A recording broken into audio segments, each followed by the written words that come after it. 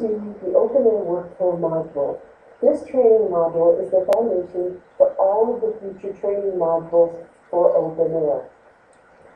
This module is looking at the workflow of Oracle orders or order management all the way through to project closeout. This is a very high-level workflow overview. As you attend the training for each of the individual modules, each module will have its own workflow associated with it that will further define and discuss the workflow for that specific module and area. Today's workflow begins with the sales order. The sales order is actually entered into the Oracle Order Management System by our counterparts in Sales Ops. Once the sales order is entered into the Oracle Order Management System, it goes through a host of checks and balances for credit worthiness of the customer, any PO requirements that the customer might have, certain things that finance is looking at to get into, that this will be a good order for Kronos. Once that has met all of its financial components, that order is then booked and closed. Any of those closed lines for professional services, or custom education hour services, or for managed services will flow down into an application known as order management, as order assignment. Order assignment is a middleware basically built by Kronos.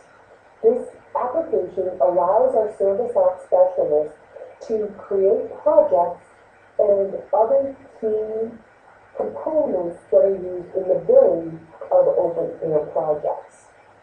The projects are created based on the templates within OpnAir. We have templates that are used specifically for professional services projects, templates for educational service projects, and a template for their managed service projects. Based upon which template is chosen, the task structure is created based on that template. Once the project and task are created, billing rules also need to be created. The billing rules define how the customer is going to be billed. Are they going to be billed on an as-delivered basis, or, example, as an estimate, or are they supposed to be billed as a flat charge or a fixed charge? These two things drive the order types within OpnAir. So estimate orders truly look at billings that are done by a rate and hourly component. So it's our traditional bill-as-you-go method. Services are delivered and then they're invoiced to the customer. However, we have what we call now fixed charge orders. These fixed charge orders represent things such as monthly dedicated program billings, the managed services monthly billings, and our milestone billings. On these types of billings, the customer is looking for a flat charge on their invoice from Kronos, not an hourly based charge. For example, if we're billing for monthly dedicated application consultant, the billing rule will set a rate or a bill to the customer at a flat charge of $26,000. The customer will not see an hour or rate breakout on their invoice. OpnAir has given us great flexibility for how we can bill the customer and meet their requirements. After the project is created, there are a few enrichments that still need to be done in OpnAir by the service ops specialist. If the customer has a purchase order, for example, the service ops specialist needs to go in and associate that purchase order to the actual project and then, of course, the applicable billing rules. After the SOS finishes the enrichments that they still need to do manually, the project then goes over to an SOS for quality assurance. The reason that we're doing this quality assurance check is because of the fact that within OpnAir, we can now do a complexity of billing types for our customers. So to ensure that we've got the billing cycle set up properly before any type of items are entered into the system, we want to you want to have a fresh pair of eyes reviewing the setup against the sales order and the statement of work. Once the quality assurance has taken place, the sales ops specialist will assign that project to the RDS group. The RDS group, using the statement of work in the sales order, will see what type of information is there so that they know who they need to assign as a project owner or even a solutions consultant. Once they've identified who the project owner will be, they will take that information and create what is known as a soft booking. Now, booking is going to create an email notification to the project owner to let them know that this project has just been assigned to them. Project owner is a new concept with OpnAir. The reason that we are terming this as a project owner versus just project manager is because one project has the potential to have multiple project managers assigned to it. An example of this would be if we have a sales order that encompasses professional services as well as perhaps a custom report to be delivered by our KSS team. Well, the KSS group has a project manager they would like to have associated as well with the project. So in this case, we would have a project manager in the field as well as a project manager in the KSS team. But there's ultimately one person who is responsible for that project, and that person is what we're now calling a project owner.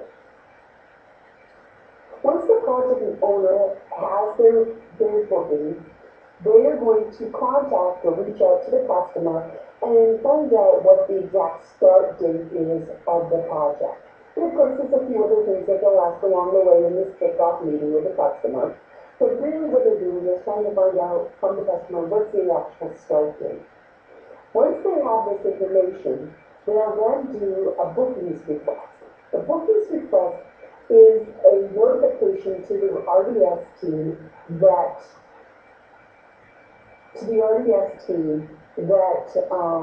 the resources that they now need resources.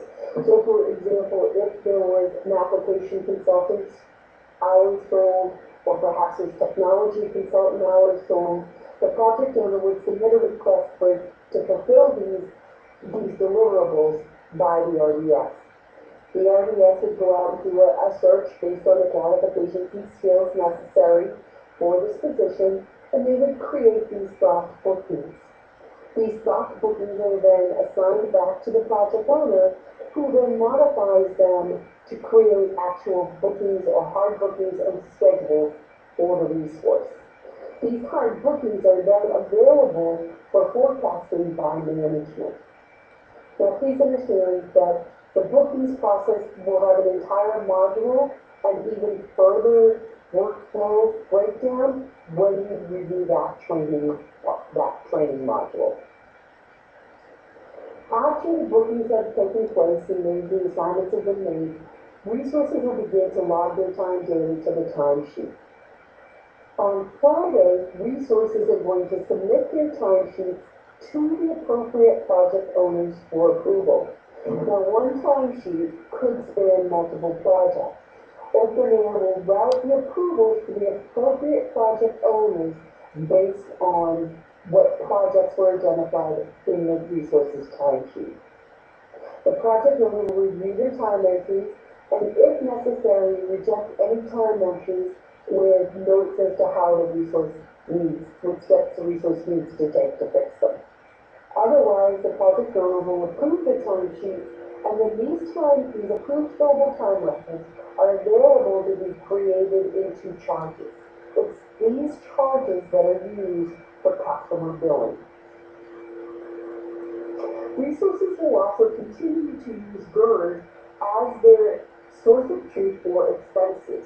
As they process their expenses in GERS, any expense item that is flagged as yes to pass the PSA will be picked up by the integration and passed over to OpnAir as an open expense report. Each resource will go into those expense reports and then will modify the report to identify what project that expense item should be associated to.